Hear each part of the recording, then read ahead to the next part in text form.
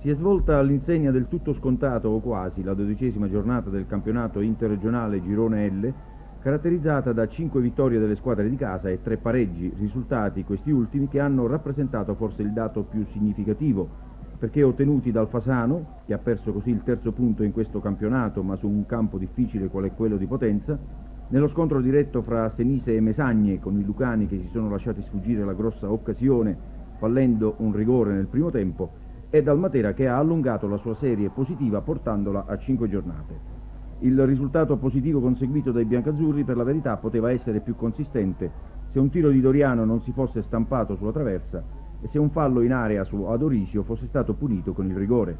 Queste circostanze stanno a significare in ogni caso che la squadra, nonostante le assenze di Prete e Pugliese, ha acquisito una certa fisionomia di gioco e di carattere che va via via perfezionando.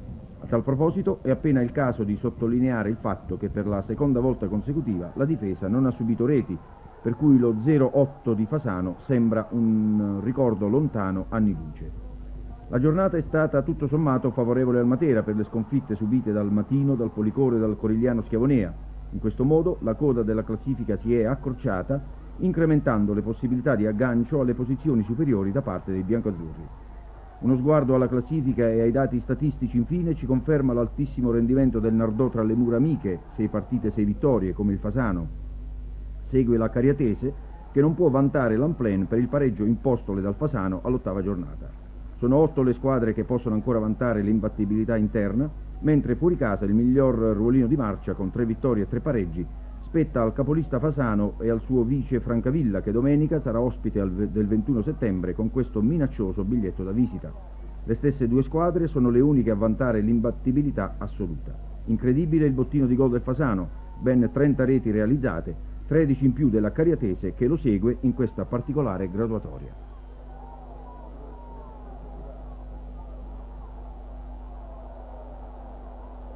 Tra di noi su qualche contropiede.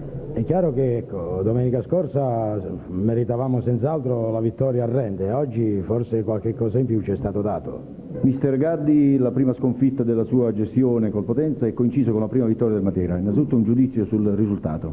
Ma io penso che un pareggio era forse più giusto, perché loro hanno fatto un tiro in porta, sì, hanno attaccato un po' di più, però tiri in porta non ne hanno fatti. Noi qualche cosa di più l'abbiamo avuto, penso. Era questo il Matera che si aspettava? Ma io sapevo che il Matera era rinforzato. A noi purtroppo l'espulsione dell'attaccante ci ha messo un po' in difficoltà, se no cambiava tutto, penso. Al sindaco di Matera, Ingegnere Cito, chiediamo una valutazione di questa partita, non solo una valutazione tecnica, ma un po' per tutto ciò che ha significato per la città.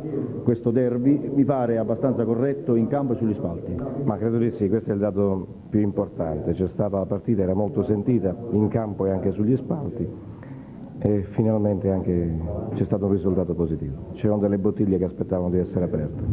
Finalmente si sono aperte prima che si invecchiassero oltre ogni limite di tollerabilità.